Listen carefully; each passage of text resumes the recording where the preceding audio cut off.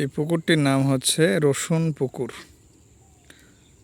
তো এই নামের পিছনে অনেক ব্যাকগ্রাউন্ড রয়েছে, যে আমরা ছোটবেলায় দেখেছি যে এই পুকুরের চারপাশ দিয়ে প্রচুর পরিমাণ পেঁয়াজ, আলু, রসুন এগুলো চাষ হতো।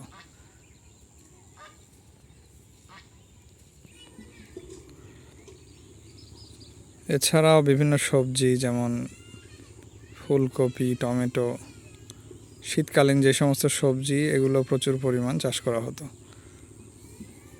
তো এখনও আছে কিছু কিছু, দেখা যায় যে অনেকেই পরিবারের চাহিদা মেটানোর জন্য বেশ কিছু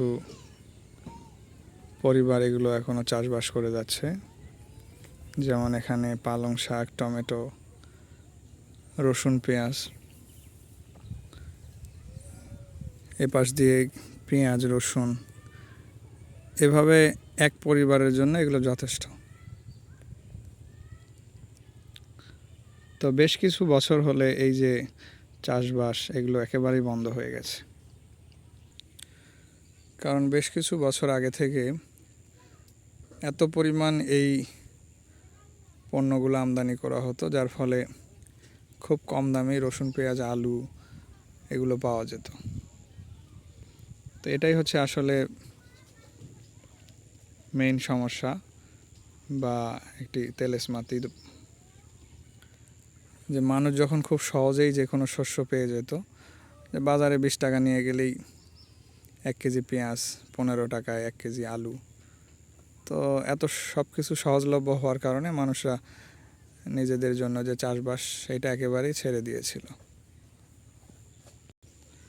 আর তখন থেকেই মূলত মেইন সমস্যা হলো যে হঠাৎ করেই দেখা যায় যে আমদানি বন্ধ হয়ে যায় এবং রাতারাতি পেঁয়াজ 20 টাকা থেকে 200 টাকা কেজিতে হয়ে যায়।